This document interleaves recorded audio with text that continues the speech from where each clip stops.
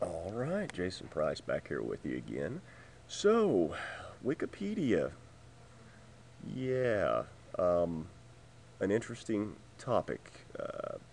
And when I was training to be a librarian, there was a number of nerd slap fights over whether or not Wikipedia should be acceptable in a college classroom. And there's a number of various opinions on the matter. Let me just say this about it. If your instructor says you can use it, you can use it. Always, whatever your instructor tells you, always overrides what I'm going to tell you because they're the ones that control their classroom. They're the ones that control your grades. They have academic freedom to allow those kind of things. And there are some instructors that specifically give assignments where you have to use Wikipedia. And it's not a bad idea to get the critical thinking behind it. And there have been some research that has shown that Wikipedia is every bit as accurate as the paper encyclopedias were.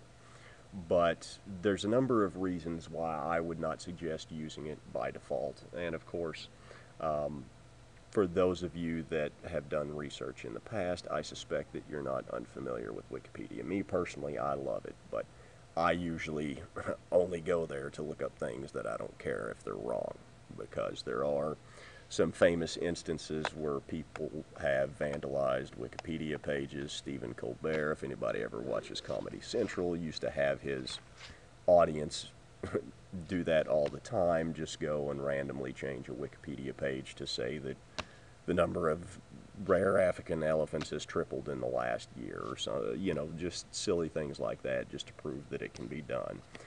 But perhaps the best reason not to use Wikipedia on by default, well, let's just say that, probably the best reason, not to just go ahead and go there is, let's see, did they move it on me? Well, they may have moved it on me. Let's try this. And see, this is the kind of thing that I know you're thinking, what is going on here? But this is the kind of thing that librarians really do. And most of you probably haven't ever read the disclaimer page on Wikipedia or even thought about it. But the disclaimers and this right there in big bold letters is why it's not a good idea to use this on an assignment. So they make absolutely no guarantee of validity, which means we got a lot of information. We can't tell you whether or not it's true. Some of it may be, some of it may not be. And it lists all the reasons why, and if you're really all that interested, you can go back through and take a look at all the reasons, but you can see them there in big bold letters.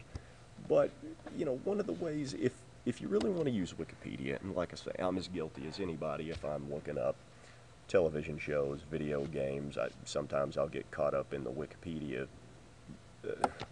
I'll look up and I've spent 2 hours there because I started out on one page and then it had links to everything else, or I can't remember something and I go there and I'm like, oh, that's interesting. Oh, that's interesting.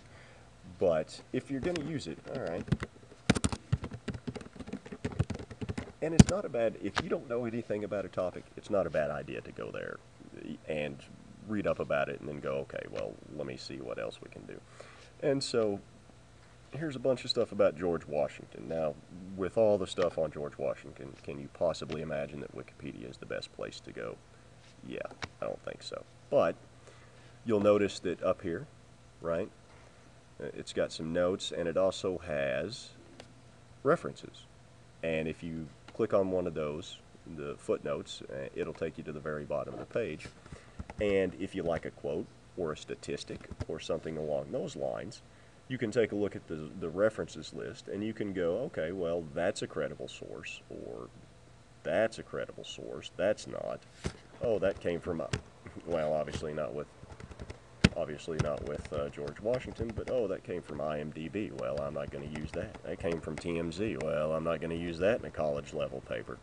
Okay, so, but there'll be some stuff from universities. There'll be textbooks that are cited for all this stuff, and you can scroll through all these. So, if you go to Wikipedia and you just absolutely know nothing about it, and you read the first little couple of paragraphs that that sort of give the premise of whatever it is that you're looking for. And then you go down to the references list. That's not a bad way to get a start on a research paper if you just don't know where to go. Of course, I've created an alternative for you, which is, well, you could use the library databases, but some students are adamant that they're not going to do that. Well, I'm just going to Google it and go on, or I'm not going to mess with the library databases. They seem too complicated. Well, you know, most of the time, and of everything that George Washington means to the country, if you Google him, what's the first page that pops up? Well, it's freaking Wikipedia again. So, even before the White House.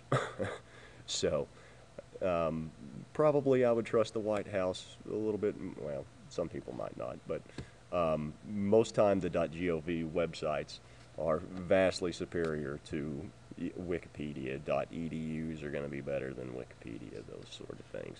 And of course the alternative, and I'll show you that here in just a minute, and put together sort of a little mini tour for it, but on the front page of your student portal, I constantly provide you with several pages of reliable online resources. So all you would have to do is go here and take a look at some of these websites, and I've got direct links, and it's even annotated. I even tell you, hey, here's what is actually on that website. So if you're looking for documents or photos or anything like that, here's the American Memory for those kind of things, the CIA World Factbook, so on and so forth. But I'll talk more about those in the next one. Just remember, Wikipedia is a pretty good tool, but don't think about using it in college unless your instructor tells you you can.